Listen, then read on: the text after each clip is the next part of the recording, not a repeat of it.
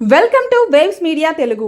ప్రత్తిపాడు మండలం తిక్కిరెడ్డిపాలెంలోని శ్రీ కోదండరామస్వామి కళ్యాణ మండపంలో నిర్వహించిన 2 ఏళ్ల నమ్మకం అభివృద్ధి సంక్షేమం విజయోత్సవ సభలో ఎమ్మెల్యే డాక్టర్ బూల రామాంజనేయులు 39 మంది లబ్ధిదారులకు 27.74 లక్షల విలువైన సీఎం సహాయ నిధి చెక్కులను అందజేశారు. ఈ సందర్భంగా ప్రజా సంక్షేమమే కూటమి ప్రభుత్వ ప్రధాన ధ్యేయమని ఎమ్మెల్యే తెలిపారు.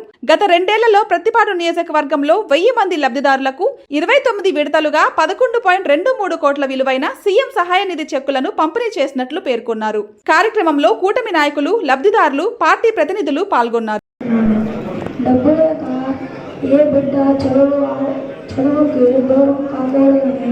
గొప్ప ఆశయంతో కూటమి ప్రభుత్వం తీసుకొచ్చిన సూపర్ 6 హామీల్లో అత్యంత ముఖ్యమైనది ఈ పథకం.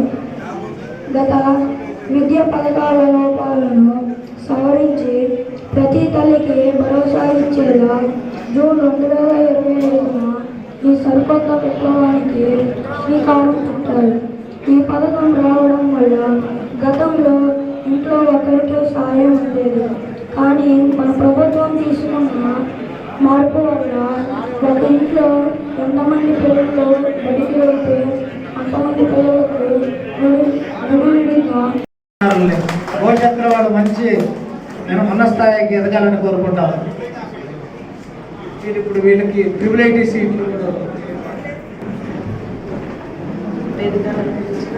మన గౌరవ శాసనసభ్యులు శ్రీ బూల రామాంజనేయులు గారికి నమస్కారం తెలుపుకుంటూ ఉన్నాను.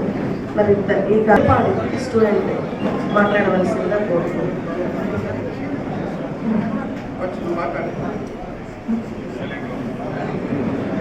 శాసనసభ్యులు శ్రీ బూల రామాంజనేయుల గారికి నమస్కారములు. ముందుగా వేదికను అలంకరించిన పెద్దలకు నా హృదయపూర్వక నమస్కారములు. నా పేరు మమత. నేను జిల్లా పరిషత్ ఉన్నత పాఠశాల ఎనమదలలో 10వ తరగతి చదువుతున్నాను. నేను ఈరోజు చెప్పబోతున్న అంశం పేరు మన ప్రభుత్వం ప్రవేశపెట్టిన పథకాలలో ఒకటైన తల్లికి వందనం పథకం గురించి చెప్పబోతున్నాను. మంచి విద్యాభ్యాసం అందిస్తేనే ఉత్తమ భావి భారత పౌరులు తయారవుతారు. భవిష్యత్ తరాలకు అందించగలే గొప్ప బహుమతి ఏదైనా ఉందంటే అది విద్య ఒక్కటి మాత్రమే. తల్లికి వందనం పథకం యొక్క ముఖ్య ఉద్దేశం విద్యార్థుల జీవితాలను మార్చేసే ఆయుధం చదువే. అలాంటి చదువుకు పేదరికం కారణంగా ఏ పిల్లవాడికి దూరం కాకుండా ఈ లక్ష్యంలోనే ఆంధ్రప్రదేశ్ ప్రభుత్వం తీసుకొచ్చిన పథకం తల్లికి వందనం. తల్లికి వందనం పథకం యొక్క ఆర్థిక సహాయం. ఈ పథకం కింద అర్హులైన ప్రతి విద్యార్థికి ఏటా 15,000 రూపాయల ఆర్థిక సహాయం అందిస్తున్నారు. కుటుంబంలో ఎంతమంది పిల్లలు ఉంటే అంతమంది పిల్లలకు ఈ సహాయం అందిస్తున్నారు. విద్యార్థికి ఇచ్చే మొత్తాన్ని తల్లి లేదా సంరక్షకుని బ్యాంక్ ఖాతాల్లో నేరుగా జమ చేస్తారు. అర్హతలు: దరఖాస్తు ద్వారా ఆంధ్రప్రదేశ్ రాష్ట్ర నివాసి ఉండాలి. విద్యార్థి 1 నుండి 12వ తరగతి వరకు ప్రభుత్వం లేదా ప్రభుత్వ గుర్తింపు పొందిన ప్రైవేట్ పాఠశాలలో చదువుతూ ఉండాలి. విద్యార్థికి కనీసం 70% హాజరు తప్పనిసరి. విద్యార్థి తల్లి పేరు మీద బ్యాంక్ ఖాతా ఉండాలి.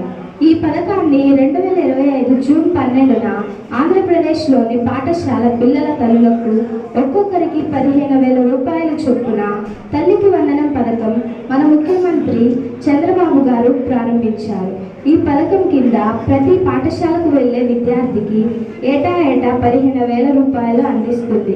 ఈ తల్లికి వందనం పథకం కింద ప్రభుత్వం 10,000 కోట్ల రూపాయలు పంపిణీ చేస్తుంది. దీని వలన 67 లక్షల పైగా విద్యార్థులు మరియు 93 లక్షల మంది తల్లులు ప్రయోజనం పొందుతున్నారు. ఏ విద్యార్థి కూడా పేదరికం కారణంగా చదువుకు దూరం కాకూడదు అనే గొప్ప సంకల్పంతో తల్లికి వందనం అనే పథకాన్ని అమలు చేయగా కుటుంబంలో ఎంతమంది విద్యార్థులు ఉంటే అంతమందికి తల్లికి వందనం అందజేస్తున్నారు. ప్రభుత్వం ఇంత గొప్ప కార్యాన్ని తలపెట్టి అమలు చేస్తున్నందుకు ప్రతి పిల్లవాడికి నాణ్యమైన విద్య అందించడం, పేద మరియు మధ్యతరగతి కుటుంబాలకు ఆర్థిక సహాయం చేయడం ఈ పథకం యొక్క ముఖ్య లక్ష్యాలు. ఈ డబ్బును పుస్తకాలు, యూనిఫామ్లు, బ్యాగ్లు మరియు ఇతర విద్యా అవసరాల కోసం ఈ డబ్బును ఉపయోగించవచ్చు. అందువల్ల తల్లికి వందనం పథకం విద్యారంగంలో ఒక ఆదర్శవంతమైన సంక్షేమ కార్యక్రమంగా చిరస్థాయిగా నిలిచిపోతుంది. మీరు చెప్తున్నారు కదా, కూటమి ప్రభుత్వం వచ్చిన తర్వాత సూపర్ 6 సూపర్ 0 అని, సూపర్ 0 సూపర్ హిట్ మేము నిరూపిస్తాం. మీరు ఎక్కడైనా బహిరంగ చర్చకు సిద్ధం. కాబట్టి మీరు ఎవరైనా సరే ఏ రోజు వచ్చినా డేట్ ఇస్తే మేము పాల్గొని మీకు తగిన బుద్ధి చెప్తామని చెప్పి సందర్భంగా తెలియజేస్తూ, ముందుగా ఈ కార్యక్రమాన్ని ఉద్దేశించి మన జడ్పీ సీఈఓ గారి తరఫున హాజరైనటువంటి రామకోటేశ్వరరావు గారి సందేశం అందుకోరుతాము.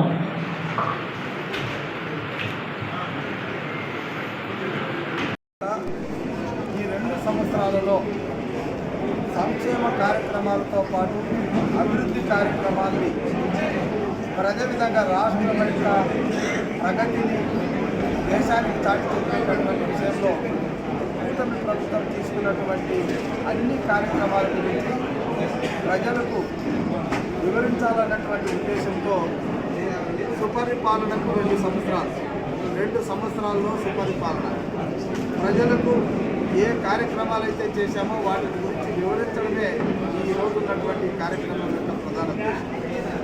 మరి అందులో భాగంగానే పత్తిపాడు నియోజకవర్గ స్థాయి సుపరిపాలన 2 సంవత్సరాల సుపరిపాలన కార్యక్రమాన్ని ఈరోజు నిర్వహిస్తున్నాం. ఈ కార్యక్రమంలో పత్తిపాడు నియోజకవర్గం ఏ రకంగా అభివృద్ధి చెందింది, ఈ 2 సంవత్సరాల్లో 1468 కోట్ల రూపాయలతో వివిధ అభివృద్ధి కార్యక్రమాలను చేపట్టి ఆ కార్యక్రమాలన్నీ కూడా పురోగతిలో ఉన్నాయని ప్రజలకు తెలియజేసేటటువంటి విషయంలో ఈరోజు మేము ఎంతో గర్వపడుతున్నాం. మరి ముఖ్యంగా పత్తిపాడు నియోజకవర్గానికి ఎంతో కాలంగా ఎదురు చూస్తున్నటువంటి గుంటూరు ఛానల్ ఎక్స్టెన్షన్ కానీ, గుంటూరు ఛానల్ మోడర్నైజేషన్ కానీ, అమృత్ 2 పథకం ద్వారా కానీ, లేదా రోడ్లు విస్తరణ కార్యక్రమం కానీ, మరి అదేవిధంగా రైతుల్ని ఆదుకునేటటువంటి కార్యక్రమాలే కానీ, వీటన్నిటితో పాటు సంక్షేమ కార్యక్రమంలో సూపర్ 6 ఏ రకంగా ప్రజలకు అందిస్తున్నామన్నటువంటి విషయాన్ని అంతా కూడా వివరించడం జరిగింది. ఈ సందర్భంగా మా వైసీపీ నాయకులు చేస్తున్నటువంటి కొన్ని కళ్ళమల్లి మాటలు, మాయ మాటలు, మరి సభ్య సమాజం తల దించుకునే విధంగా చేసేటటువంటి కొన్ని వికృత చేష్టల్ని ఈ సందర్భంగా మేము ఎండగట్టుతున్నాం. వారిని ఒక రకంగా చెప్పాలంటే హెచ్చరిస్తున్నాం. మొన్న గుడివాడ అమర్నాథ్ గారు మరి మా హోమ్ మినిస్టర్ అనిత గారి గురించి మాట్లాడడం ఏ ఒక్క సభ్య సమాజమైనా హర్షిస్తుందో చెప్పండి. ఆడపిల్లలు వేసుకునేటటువంటి పౌడర్ గురించి మాట్లాడడం ఒక ఎక్స్ మినిస్టర్కి ఎంతవరకు సబబు అన్నటువంటిది ఆలోచించాలి. మరి చంద్రబాబు నాయుడు గారు ప్రపంచం మొత్తం మీద ఆంధ్రప్రదేశ్లో మనకు ఏదైతే ఏజింగ్ ఫ్యాక్టర్ ఉందో, డిపెండెన్సీ ఎక్కువైతే కుటుంబాలు ఆర్థికంగా చిరుగలు పడిపోతాయి. కాబట్టి యువత ఉండాలి, యువత యొక్క రేషియో పెంచాలనేటువంటి ఉద్దేశంతో తల్లిదండ్రులకి ఒక సూచన చేశారు. మనం ఆ రోజు కుటుంబ నియంత్రణ పాటించాం. ఈరోజు పిల్లల్ని మనం ఎక్కువ మందిని మనం కంటే అవి వారు ఈ రాష్ట్ర అభివృద్ధికి దోహదపడతారన్నటువంటి ఒక ఆలోచన ఇచ్చారు. దాన్ని కూడా వాళ్ళు నీచంగా మాట్లాడడం సబబు కాదు. ఎందుకంటే అభివృద్ధి కార్యక్రమాల గురించి మాట్లాడే దమ్ము ధైర్యం వాళ్ళకి ఎలాగో లేదు. ఇంకా ఇలాంటి నీచమైన కార్యక్రమాలు, నీతిమాల్యమైనటువంటి వ్యాఖ్యలు చేయడమే వారికి పరిపాటి. వెన్నుపోట్ల గురించి వాళ్ళు మాట్లాడుతున్నారు. ఈరోజు రైతులకు వెన్నుపోటు పొడిచింది వాళ్ళు, పోలవరాన్ని గోదావరిలో ఉంచేసి, మరి అదేవిధంగా రాజధానిని 3 ముక్కలు చేసి యువతను ఒకవైపు వెన్నుపోటు పొడిచారు. మరి మహిళలకి కార్యక్రమాలన్నీ రద్దు చేసేసి వారిని వెన్నుపోటు పొడిచారు. అన్ని వర్గాల వారిని వెన్నుపోటు పొడిచింది వైసీపీ నాయకులు. మేము అన్ని వర్గాల వారికి సంక్షేమ కార్యక్రమాలతో పాటు అభివృద్ధి కార్యక్రమాలు చేస్తున్నది కూటమి ప్రభుత్వం. కాబట్టి కూటమి ప్రభుత్వాన్ని విమర్శించే హక్కు వైసీపీ నాయకులకు లేదు. ఇక డిఎస్సీ గురించి మాట్లాడుతున్నారు. రోజు అదొక కల్లుబల్లి మాటలతో వాళ్ళకి పేపర్ ఉందని కదా, టీవీ ఉందని కదా మాట్లాడుతూనే ఉన్నారు. ఈరోజు మేము చెప్తున్నాం, డిఎస్సిలో ట్రాన్స్పరెంట్గా జరిగింది. మీరు ఏదైతే చెప్తున్నారో వాటిని చర్చించడానికి మేము ప్లాట్ఫామ్ మీద సిద్ధంగా ఉన్నాము. మీ దగ్గర రికార్డు ఉంటే హాజరు కాండి. దాదాపుగా 16,000 పైగా ఉద్యోగ అవకాశాలు పొందినటువంటి ఉద్యోగస్తుల విషయంలో, టీచర్ల విషయంలో మీరు వాళ్ళ యొక్క మనోభావాలను దెబ్బతీసే విధంగా మాట్లాడుతున్నారు. అదేవిధంగా సెలెక్ట్ కాలేదు కొంతమంది పిల్లలు. సో వాళ్ళు ఇంకొక అవకాశాన్ని తీసుకుంటారు. వాళ్ళకి మీరు మాయమాటలు చెప్పి వాళ్ళని లేనిపోయినటువంటి ఆశలు పెట్టి వారిని మీ రాజకీయ పబ్బానికి వాడుకోవడం సబబు కాదు. సో ఈ రకంగా నేను ఒకే మాట వైసీపీ నాయకులు హెచ్చరిస్తున్నా, యువతతో చెలగాటం ఆడద్దండి. యువత వారికి ఏదైనా ఉపాధి అవకాశాల విషయాల్లో కానీ వారి భవిష్యత్తుకు ఏదైనా ఉపయోగపడే విషయాల్లో సలహాలు ఇవ్వండి, కానీ వారిని మీ రాజకీయ పబ్బానికి ఉపయోగించవద్దని హెచ్చరిస్తుంది. సార్ ప్రతిపాడులో 2 స్కూళ్ళు ఉంది. స్కూల్లో ఎటువంటి అంశాలు స్పందించడం లేదని చెప్పంటున్నారు. ఎక్కడ ప్రైవేట్ స్కూల్ ఇక్కడ తల్లిదండ్రులందరికీ కూడా నేను మనవి చేస్తున్నాను. లాస్ట్ ఇయర్ మీరు 10th క్లాస్ రిజల్ట్ చూడండి. ప్రభుత్వ పాఠశాలలో అద్భుతమైనటువంటి రిజల్ట్స్ వచ్చాయి. మెరుగైనటువంటి విద్యార్థులకు చదువు చెప్పడానికి టీచర్లు ఉన్నారు. ఇక్కడ మనం అందరూ ఆలోచించాల్సింది, ఇంకా ప్రైవేట్ వ్యామోహం అవసరం లేదు. ప్రైవేట్ స్కూళ్ళల్లో వారు చెప్పేటటువంటి చదువుల కన్నా ప్రభుత్వ పాఠశాలల్లో నిపుణులైనటువంటి ఉపాధ్యాయులు చక్కగా చదువు చెప్తున్నారు. కాబట్టి ఇప్పటికైనా మీరు ప్రైవేట్ వ్యామోహాన్ని వదులుకొని ప్రభుత్వ పాఠశాలలో చేరండి. తప్పకుండా పిల్లలకు ఉజ్వలమైనటువంటి భవిష్యత్తు ఉంటుంది. అయినప్పటికీ ప్రైవేటు యాజమాన్యం అధిక ధరలతో యూనిఫారం కానీ పుస్తకాలు కానీ ఎక్కడ అమ్మినా వాటికి సంబంధించినటువంటి విషయం మీద అధికారులతో తప్పకుండా చర్యలు తీసుకోవడం జరుగుతుంది. ఇప్పుడు మీరు మా దృష్టిలో పెట్టారు కాబట్టి దీని మీద డిఓ గారితో మాట్లాడి ఖచ్చితంగా ప్రణాళికబద్ధంగా పిల్లలకి ఉపయోగపడే విధంగా చేస్తారు. సార్ ప్రతిపాడు పెదనందిపాడు ప్రధాన రహదారి గుంతలమయంగా ఉంది. నేను గతంలో గుంతలమయం లేకుండా చేస్తానని చెప్పారు. ఇప్పటి వరకు దాని మీద చర్యలు అయితే జరగలేదని వైసీపీ వాళ్ళు గట్టిగా దాని మీద ఇచ్చేస్తారు. వైసీపీ నాయకుడికి నిజంగా అర్హత ఉందా, సిగ్గుందా? ఇదే పత్తిపాడు టౌన్లో సెంట్రల్ లైటింగ్ చేస్తానని ఆయన ఆయన పుట్టినరోజు కానుకగా 3 సార్లు చెప్పాడు జగన్మోహన్ రెడ్డి గారు. పుట్టినరోజు ప్రతిసారి వచ్చి మాట్లాడాడు. ఎక్కడ చేశాడు? మేము ఈరోజు చెప్తున్నాం 10 కోట్ల రూపాయలతో దాన్ని శాంక్షన్ చేయిస్తున్నాము. తొందరలోనే పత్తిపాడు టౌన్లో సిమెంట్ రోడ్డుతో రోడ్డు వేయడం అనేటువంటి జరుగుతుంది. అదేవిధంగా నందిపాడు కూడా అలాగే జరుగుతుంది. అప్పుడు కూడా 10 కోట్లతో శాంక్షన్ చేస్తున్నాం ఖచ్చితంగా. ఎందుకంటే మొన్ననే ఇది శాంక్షన్ కావాల్సింది, కాకపోతే రోడ్డు వెడల్పుగా ఉండడం వల్ల ఫిట్టింగ్లో చేరలేదు, ఆ నియమ నిబంధనలు రాలేదు. కాబట్టి కొంత రివైజ్ ఎస్టిమేషన్తో చేయిస్తున్నాం. తొందరలోనే కార్యక్రమం డ్రైనేజ్ వ్యవస్థ కూడా బాగా ఇబ్బందికరంగా ఉంది సార్. ప్రతిపాడులో ప్రధాన సమస్య ఏంటంటే డ్రైనేజ్ వ్యవస్థ. చిన్నప్పటి వర్షాలు కూడా డ్రైనేజ్ కూడా కార్యక్రమాలు తీసుకుంటున్నాం. మొట్టమొదటిగా పైలట్గా కాకుమాన్ టౌన్ తీసుకుంటున్నాం. కాకుమాన్ టౌన్లో పూర్తిగా డ్రైనేజ్ ప్రక్షాళన చేసేదానికి ప్రణాళికబద్ధంగా ముందుకెళ్తున్నాం. దాదాపు 8 కోట్ల రూపాయలతో ఇప్పుడు కూడా పత్తిపాడు కానీ నందిపాడు కానీ డ్రైనేజ్ వ్యవస్థ కూడా తీసుకెళ్ళాలి.